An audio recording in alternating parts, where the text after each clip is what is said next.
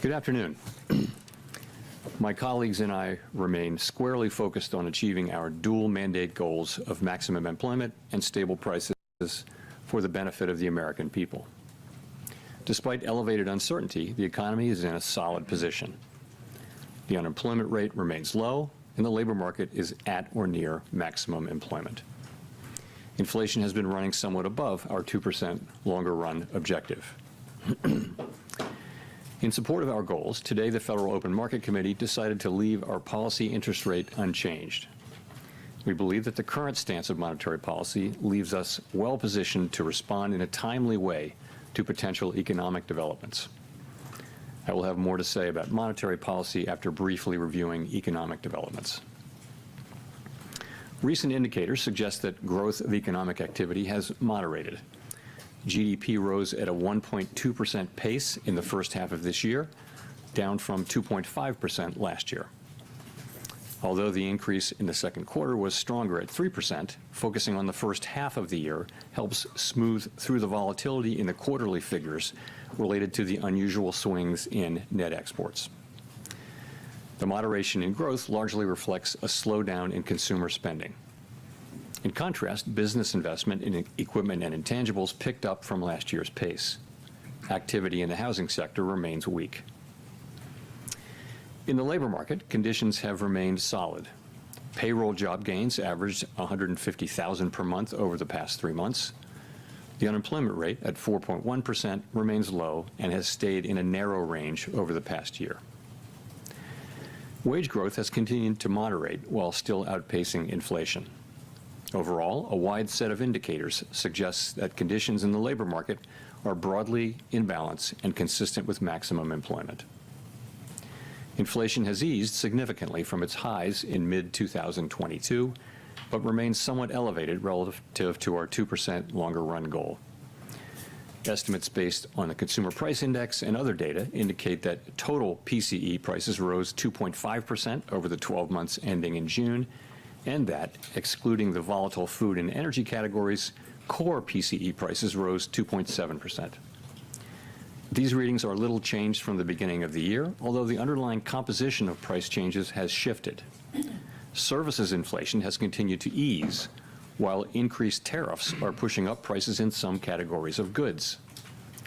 Near-term measures of inflation expectations have moved up on balance over the course of this year on news about tariffs, as reflected in both market-based and survey-based measures.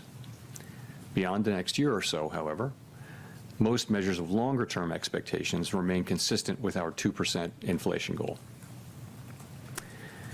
Our monetary policy actions are guided by our dual mandate to promote maximum employment and stable prices for the American people. At today's meeting, the committee decided to maintain the target range for the federal funds rate at 4.25% to 4.5%, and to continue reducing the size of our balance sheet.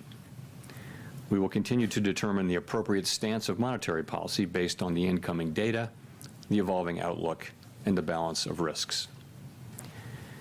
Changes to government policies continue to evolve, and their effects on the economy remain uncertain.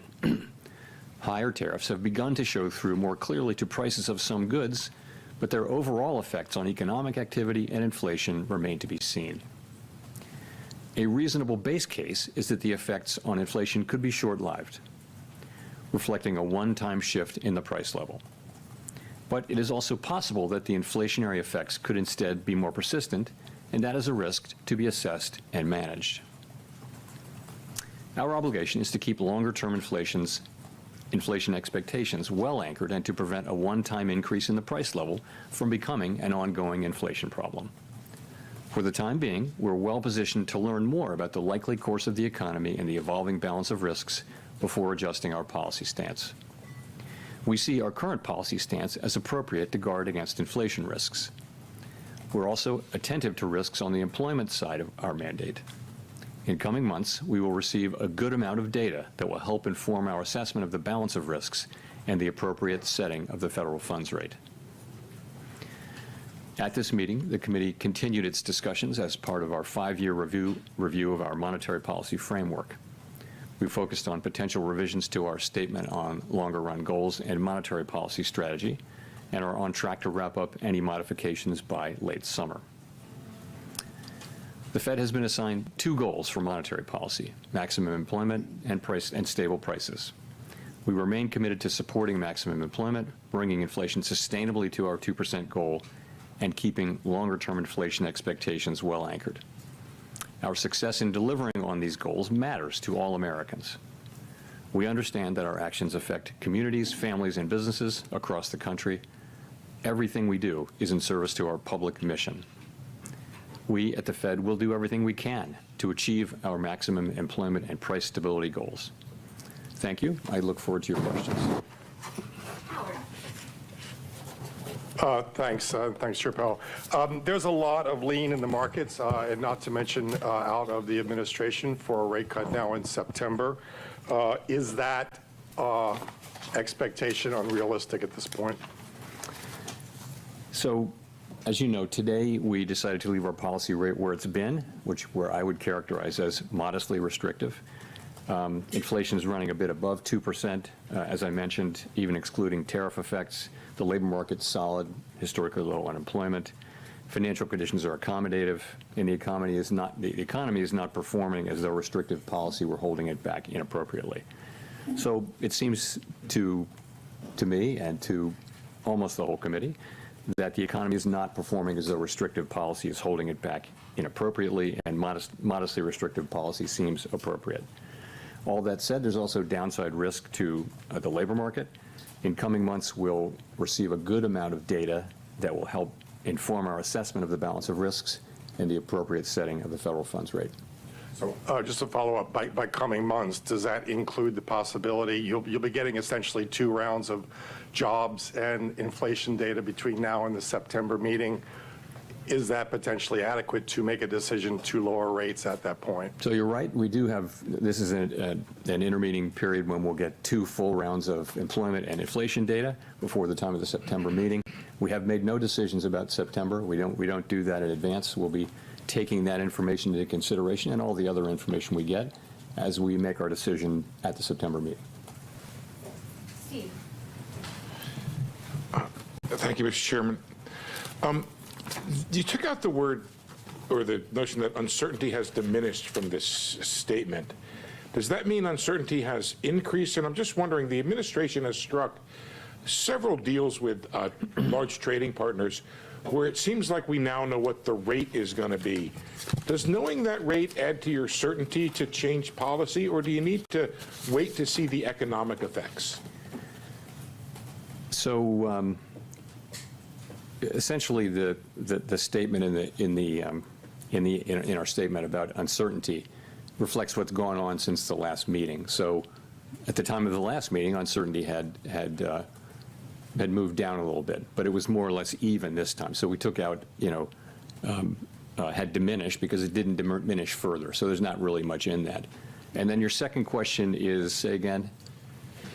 There have been several deals that have been struck, and now we seem to have an idea of what the tariff rates are going to be with some of our large trading partners. Does that not add to the kind of certainty you might need, or is it you're waiting for the economic effects to show themselves? No, I think we're still, you're right, it's been a very dynamic time for these trade negotiations, and lots and lots of events in the intermeeting period, but we're still a ways away from seeing where things settle down. We are clearly getting more and more information, and I think at this point, people's estimates, our estimates, outside estimates of the likely, effective level of tariffs is not moving around that much at this point. But at the same time, there are many uncertainties left to resolve. So yes, we are learning more and more. It doesn't feel like we're very close to the end of that process, and that's not for us to judge. But it feels like there's much more to come, as well, looking ahead. Neil. Hi, Mr. Chairman. Neil Jerome with Axios. This morning we got a GDP report in which final domestic private purchases decelerated, slowest pace since 22. There was a weakness in the interest-sensitive sectors and residential investment, commercial structures. Are those not signs that monetary policy is a little too restrictive right now, given current economic conditions? So the GDP and PDFP numbers came in pretty much right where we expected them to come in. You got to look at the whole picture. So certainly, as I mentioned in my opening remarks, economic activity data, GDP, private domestic final purchases, which we think is a narrower but better signal for future, for where the economy is going, has come down to a little better than 1%, 1.2%, I think, in the case of GDP for the first half, whereas it was 2.5% last year. So that has certainly come down. But if you look at the labor market, what you see is, by many, many statistics, the labor market is kind of still in balance. It's things like quits, job openings, and let alone the unemployment rate. They're all by many measures, very similar to where they were a year ago. So you do not see weakening in the labor market. You do see a slowing in job creation, but also a slowing in the supply of workers. So you've got a labor market that's in balance, albeit partially because both demand and supply for workers is coming down at the same pace, and that's why the unemployment rate has remained roughly stable, which is why I said we do see downside risk in the labor market. I mean, our two mandate variables, right, are inflation and maximum employment, stable prices and maximum employment, not so much growth. So the labor market looks solid. Inflation is above target, and even if you look through the tariff effects, we think it's still a bit above target, and that's why our stance is where it is. But as I mentioned, downside risks to the labor market are certainly apparent. So on labor, given the fluid labor supply situation, is there a number for this jobs report we get on Friday that would look to you like equilibrium job growth? The main number you have to look at now is the unemployment rate, because it's true that the demand for workers in the form of, let's call it, just say payroll jobs, that number has come down, but so has the break-even number, kind of in tandem. So, as long as that puts the labor market in balance, the fact that it's getting into balance due to declines in both supply and demand, though, I think it is suggestive of downside risk. So we of course, will be watching that carefully. Thank you. Colby Smith with the New York Times. Two of your colleagues called for a quarter-point cut today, and I'm wondering what aspects of their argument were most compelling to you and how you're weighing their views against those on the committee who, as of the June forecast, were in the camp of the Fed holding interest rates steady for the remainder of the year. And just in terms of the June SEP in particular, is that still the best representation of where the core of the committee is? So on the dissents, what you want from everybody, and also from a dissenter, is a clear explanation of what your thinking is and what are the arguments you're making, and we had that today. So I think basically this was quite a good meeting all around the table, where people were thought carefully about this and put their positions out there. As I mentioned, the sort of the majority of the committee was of the view that inflation's a bit above target, maximum employment is at target. That calls for modestly restrictive, in my way of thinking, modestly restrictive stance of policy for now. But we had two dissenters who I think, you want that clear thinking and expression of your thinking, and we certainly had that today, I think all around the table. In terms of, you asked about the June SEP, I wouldn't, that you're right, that's what it says, and that may well, I couldn't point to it 6 weeks later as expressing people's thought. You really can't do that. We don't run an SEP, and I don't like to substitute in my own estimate of what the SEP might be. We don't have one. So I'll just say that, we haven't made any decisions about September, monitoring all the incoming data and asking ourselves whether the federal funds rate is in the right place. And just on the point about policy being only modestly restrictive, does that mean that there's actually not much scope to reduce rates once the conditions for a cut are met, barring a significant weakening of the labor market? So let me say, my own estimate is modestly restrictive, and there are a range of views of what the neutral rate is at this moment for our economy, and so others may say it's more restrictive or less restrictive even. We're going to be at some point, when we return to moving toward a more neutral stance, we'll be making that judgment as we go. I don't think we have a preset course. It's not so mechanical as saying, we've derived with great confidence the neutral rate and that is our destination, because really we understand that no one actually knows what the neutral rate is. We know it by its works, and that will be the way the economy reacts over time to, slightly looser policy.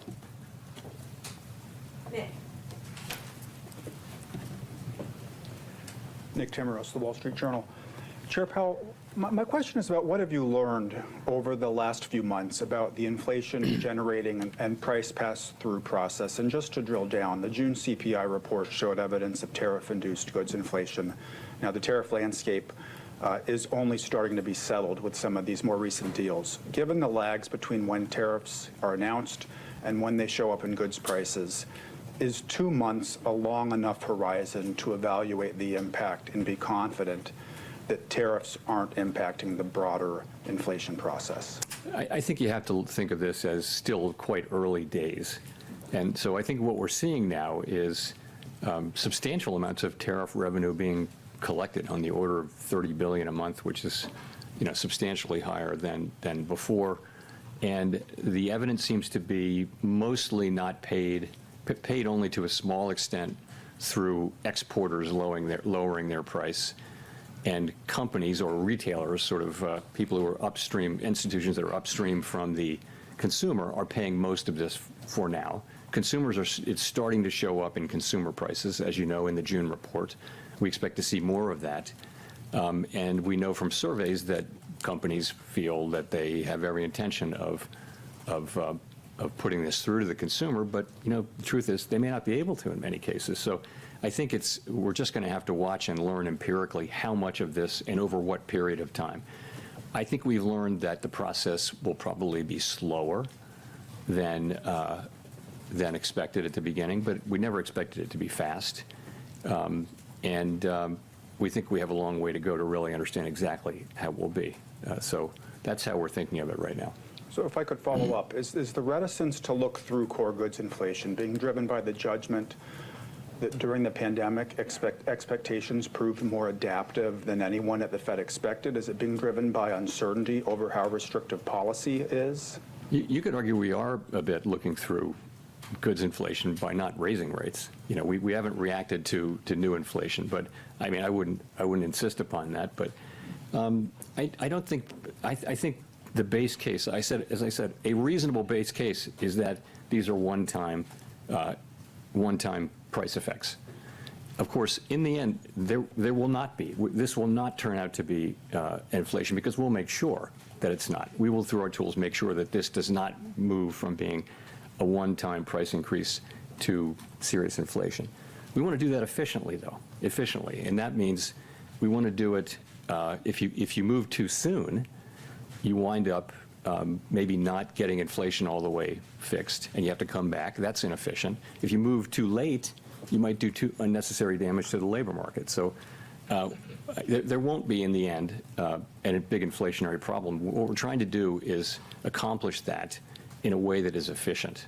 But in the end, there should be no doubt that we will do what we need to do to keep inflation under control. Ideally, we do it efficiently.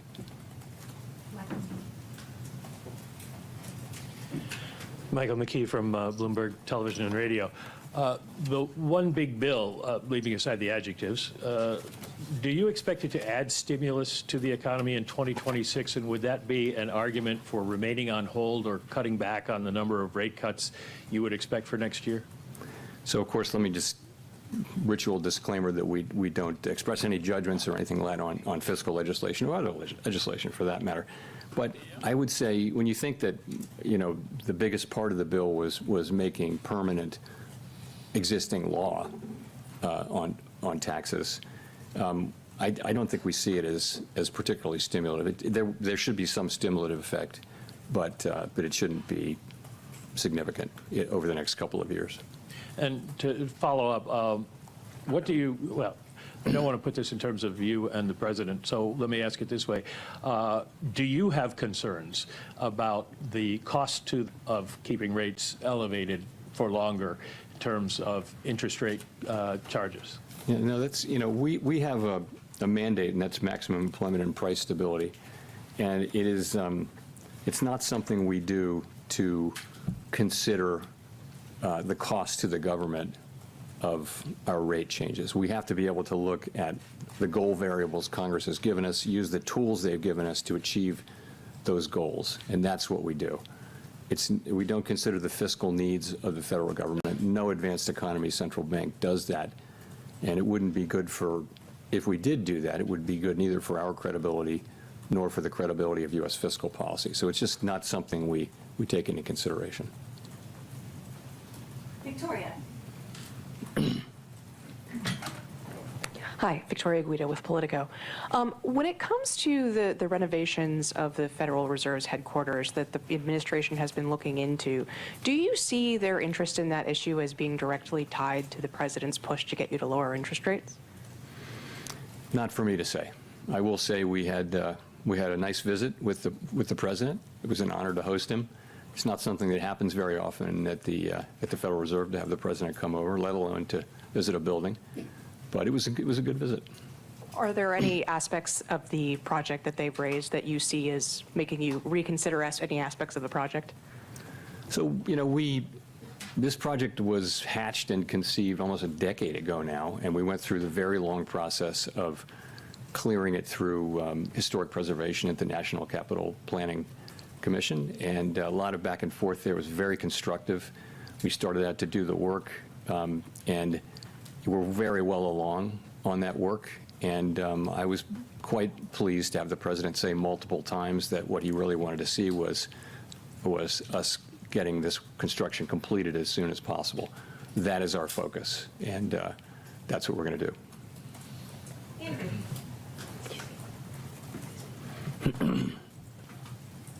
Thanks, Mr. Chairman. Andrew Ackerman with the Washington Post.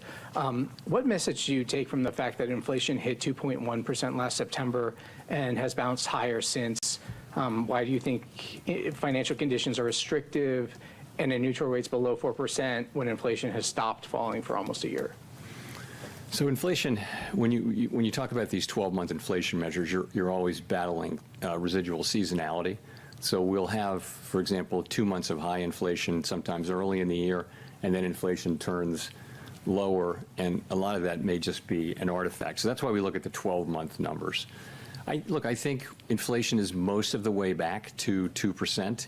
There are things like the catch-up inflation. So, for example, all the insurance costs that they're only now going through inflation, but they actually reflect inflationary pressures from 2-3 years ago. So that's got to go through. In addition, now we have 3 or 4 tenths of inflation in core inflation from tariffs.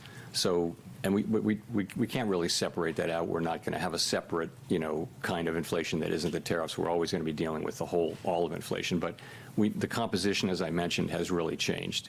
And if you go back to the last couple of years, it was all about services inflation, which was being very sticky. Now services inflation is coming down nicely. Goods inflation was well behaved before, and now goods inflation is going up. So the story has really changed. That's partially because of tariffs. It's also partially because we had restrictive policy in place, and we've seen that the result of that gradually work its way through the services economy. Okay, the other thing I wanted to ask is, are you comfortable that BLS can continue performing their mission effectively if they take an 8% reduction in headcount and authorized spending as the administration has proposed? I'm not going to comment on the administration's proposal. I do think, as I've said, I think that we're getting the data that we need to do our jobs, and I think it's really important that good data helps not just the Fed, it helps the government, but it also helps the private sector. People in the economy, they use this data a lot too, so it's quite important for our economy and certainly for the Fed's work and other government agencies' work that we continue to get better at data. That's what we've been doing for 100 years. We've been getting better and better and better. It's very hard to accurately capture in real time the output of a $20+ trillion economy. And the United States has been a leader in that for 100 years, and we really need to continue that, in my view. Edward. Thank you, Mr. Chairman. Edward Lawrence from Fox Business. How concerned are you with the data that we're coming in, showing no significant upward trend in inflation over the past 6 months, that the wait-and-see approach for inflation is actually giving companies cover to raise prices? How concerned am I that say that again? The wait-and-see approach is giving... The wait-and-see approach, what do you mean by that? For cutting rates. You're waiting to see if the tariffs will affect inflation. So it's a wait-and-see approach. Well, so where policy's restrictive. When we start cutting, it'll go toward neutral. Okay. This delay, though, where you're saying there's a one-time price increase for tariffs, which possibly could lead into bigger inflation or more inflation. Is that giving companies cover, though, to raise prices? Well, what may be giving, it's not our policy stance, what may be giving some companies will certainly be taking advantage of the fact of the tariffs and all of the discussion of how they're going to, companies will raise prices when and as they can. And you saw it famously in the first administration of President Trump during those tariffs. Washing machines were tariffed, but dryers weren't. But what do you know? The price of dryers went up too, just like washing machines. So companies will often they'll cross the street in a group, if you know what I mean. That'll happen. We don't see a lot of that. I mean, what we see now is basically the very beginnings of whatever the effects turn out to be on goods inflation. And I'll say again, they may be less than people estimate or more than people estimate. They're not going to be zero. Consumers will pay some of this. Businesses will pay some of this. Retailers will pay some of this. But we're just going to have to see it through. And just to follow, if I could, some additional tariffs have been in place since February, and things really haven't broken yet with the economy. So how do you justify to somebody who's looking for a house, who's facing a 7% mortgage and maybe can't afford those rates? How do you justify that? Well, so the housing is a special case, right? We don't set mortgage rates at the Fed, right? We set an overnight rate, and the rates that go into mortgages are longer term rates, like Treasury rates. It might be 30-year rates, it might be shorter than that, but it's not the overnight Fed's rate. It's not that we don't have any effect. We do have an effect, but we're not the main effect. There are other things going on in the housing sector, and one of those is just there's kind of a long-term housing shortage that we have. We haven't built enough housing. This is not something the Fed can help with, and that'll be the case even after things normalize. So I think the best thing that we can do for housing is to have 2% inflation and maximum employment, and that's what we can contribute to housing. There are lots of other jobs to do for the private sector and Congress, but that's what we're trying to get to. I mean, we've made a lot of progress toward that. We have a very good labor market right now. Inflation, we were very close to 2%. We're seeing some goods inflation move us away, but so far not very far away. Chris. Hi, Chair Powell. Thank you. Well, can you give us a little more about what kind of economic data does the Fed need to see before you'll be ready to cut? I mean, do you need inflation back nearly to target? Are there other things in the pricing that you look for? Do you need to see weakening in the job market? What kind of things are you looking for? I mean, ultimately, it could be any of those things, right? But if you saw that the risks to the two goals were moving into balance, if they were fully in balance, that would imply that you should move toward a more neutral stance of policy. This is the special situation we're in, which is we have two-sided risk to both of our goals. When we paused, inflation was above target and the labor market was pretty good. So that was a time when policy was restrictive when we paused. And to be restrictive is to be supporting a return to our inflation target, right? So as the two targets get back into balance, you would think you'd move in a way closer to neutral, and that the next steps that we take are likely to be in that direction. What will it take? It'll be the totality of the evidence. As I mentioned, there's quite a lot of data coming in, which before the next meeting, will it be dispositive of that? It's really hard to say. We don't make those decisions right now, so we'll have to see. Well, I guess just in terms of inflation, though, for example, like some people would point to if it remains only in goods and it doesn't bleed over to services, then maybe that's evidence that the tariff effect is going to be a temporary one-time thing. Is that kind of thing affect your thinking, or do you just need to see the number come down closer to 2? We'll look at everything. It's, as I mentioned, a pretty reasonable base case is that this will be a one-time price increase. And in the end, we'll make sure that that's the case. We're just trying to do that efficiently. And efficiently means getting the timing right so we don't again, if we cut rates too soon, maybe we didn't finish the job with inflation. History is dotted with examples of that. If you cut too late, then maybe you're doing unnecessary damage to the labor market. So we're trying to get that timing right, and that's effectively what we're doing. Claire. Claire Jones, Financial Times.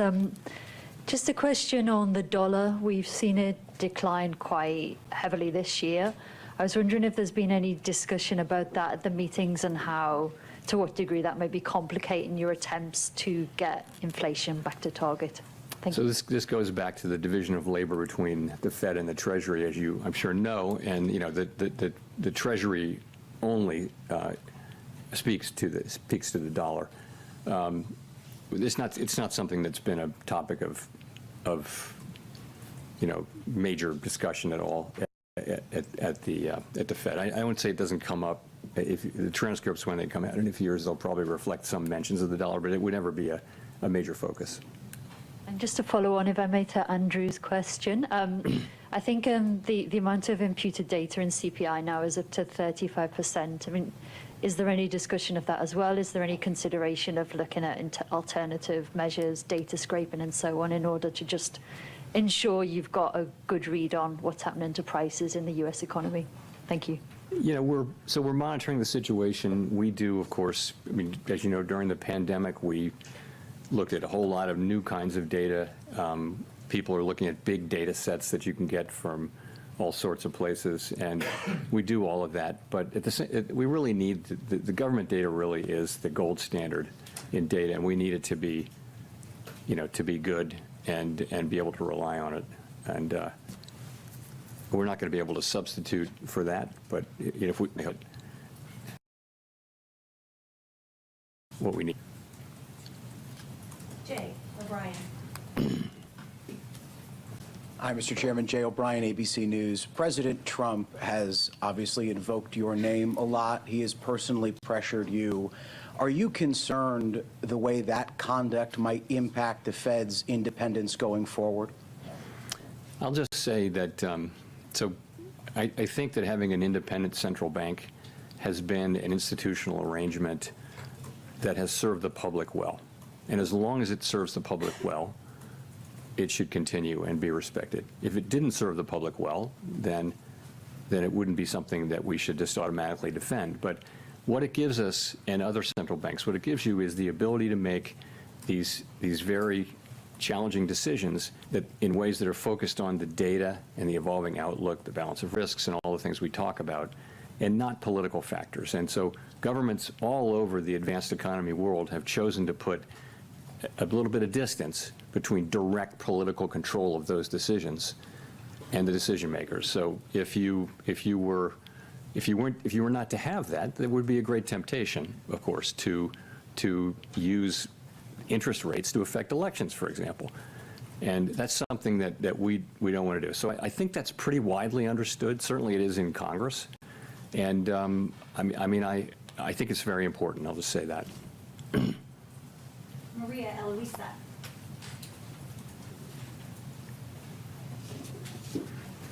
Afternoon, Sir Powell. Maria Luisa Capurro from Bloomberg News.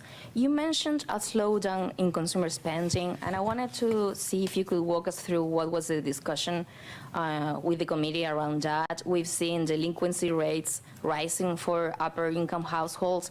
How do you see that evolving in the next few months, and how much of a vulnerability that is for the economy going forward?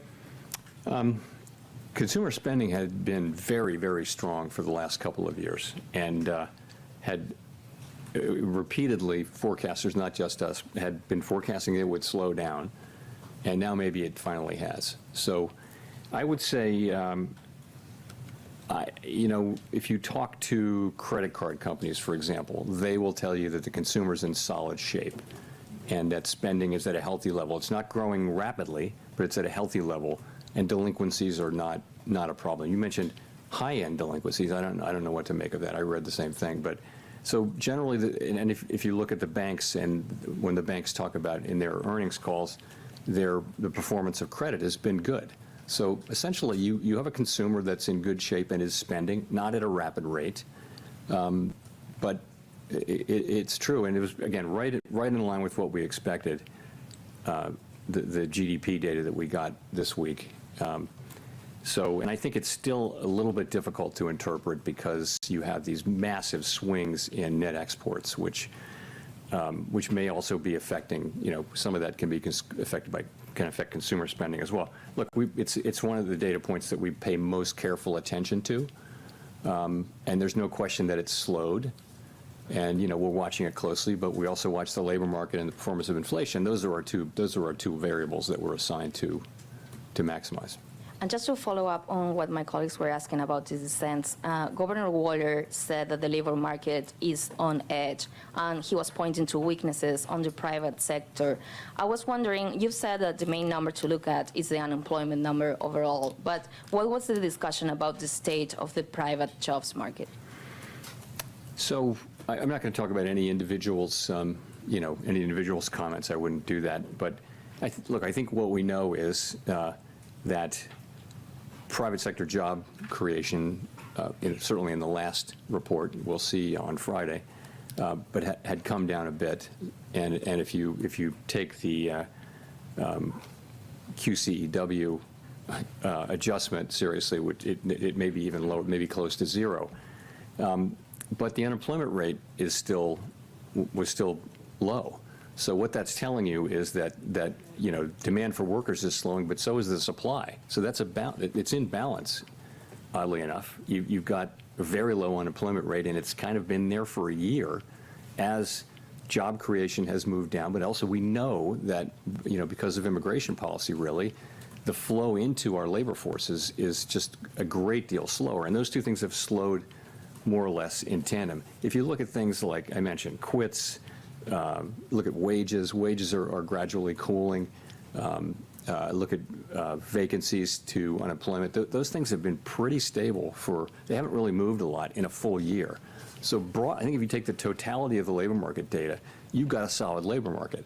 But I think you have to see that there are downside risks. You don't see weakening in the labor market, but I think you've got downside risks in a world where unemployment's being held down because both demand and supply are declining. I think it's worth paying close attention to it, and we are. Nancy. Hi, Chair Powell. Nancy Marshall-Genzer with Marketplace. One more question on the lack of unanimity in today's decision, the two dissents.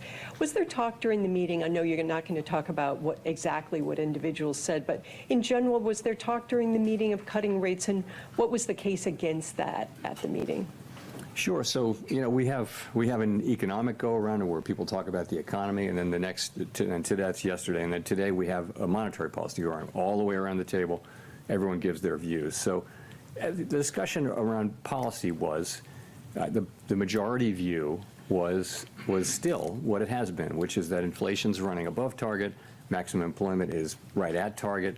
That means policy should be a little bit restrictive, somewhat restrictive, because we want inflation to move all the way back to its target. So that's where people have been and still are. Two of our members felt that the time had come to cut, and that for the reasons that they're going to express. I won't tell you the reasons.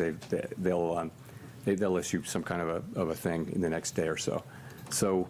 But that's the story, and I would say, well argued, very thoughtfully argued all around the table, good arguments, and it's a situation where unusual situation. The economy is in good shape, but it's an unusual situation where you have risks to both your employment mandate and your inflation mandate. That's the nature of a supply shock. And it's probably not surprising that there would be differences and different perspectives on that, as well as different views of where the neutral rate is, so that different views of how tight policy is. So we have those. I will say what you hope is that people, explain their positions very thoughtfully and clearly, and we absolutely had that today, all the way around the table. I would call it one of the better meetings I can recall from that standpoint. And you've said you're waiting to be confident inflation is heading toward your 2% target before you start cutting rates. When you do get that confidence, would you be in favor of lowering rates right away? It's not quite the way I would put it. You know, I said that's why we think policy should be restrictive, is because, you know, inflation is above target. When we have risks to both goals, and one of them is farther away from goal than the other, and that's inflation. Maximum employment's at goal. So you have to, that means policy should be tight, because tight policy is what brings inflation down. If you came to the view that the risks to the two were more in balance, that would imply that policy shouldn't be restrictive. It should be more neutral, more you know, a neutral stance, and that would be somewhat lower than where we are now. No one knows exactly where that is. So that's the framework I think I'd be taking, and you know, we'll just have to see. We're going to be obviously looking at a lot of data in the next cycle. It is one of the cycles where we have 2 employment and 2 inflation reports, and we'll see where that takes us. Jeff Cox. Thank you, Mr. Chairman, for taking the question. Jeff Cox from CNBC.com. A metric that you like to cite a lot is the final sales to private domestic purchasers. That was down to a 1.2% gain in second quarter from 1.9% in Q1, suggesting that there's some softening in underlying demand. I just wondering if you look at that and you combine that with some of the housing numbers, the weakness that you acknowledged at the top of your remarks, that the housing market is in fact weak, and the inflation numbers from GDP today came down to 2.1% for headline, 2.5% for core. I'm wondering how much more movement you would need to see from these data points before you would be comfortable with cutting in, say, September. It's going to be the total. Hard to answer that specifically. PDFP, I think, for the first half, private domestic final purchases, or final sales, as people call it, was 1.6 on the first half. GDP, I believe, was 1.2%. That's the whole half. You mentioned the quarters. So those are slower, but you know, GDP is bumpy quarter to quarter, half to half, and often gets revised, you know, after the fact. The labor market data we still think is, continue to think is the best data we have on the economy, and that shows a 4.1% unemployment rate. It shows wages, you know, still at a healthy level, but moving ever closer to what we would regard as long-run sustainable, consistent with longer-run productivity and 2% inflation. So the labor market is actually still quite solid. Inflation is above target, even ignoring tariffs. It's a little bit above target, and tariffs. So we're watching all of that, and again, trying to do the right thing in what is a challenging situation, because you're being pulled in 2 directions, and you have to decide which of those to go in. And actually, at some point, if they're sort of equally at risk, then you really want to be at a neutral policy stance, which we're not right now. So it'd be safe to say that if the data kind of stays in line with where it is right now, that you wouldn't be comfortable with cutting in September? I'm not gonna say that. No, I just think we're going to need to see the data, and it can go in many different directions. The inflation data and the employment data, and we're going to make a judgment based on all of the data and based on that balance of risks analysis that I mentioned. Thank you. Greg, Rob, for the last question. Thanks, Chair Powell. Greg Robb from MarketWatch. The Treasury Secretary has said recently that it would be confusing for the markets if you stayed on as a governor after your term as chair ends. And I was wondering if you had any update for us on a decision on that front. Sorry, I do not have any update for you. Thanks very much, everyone.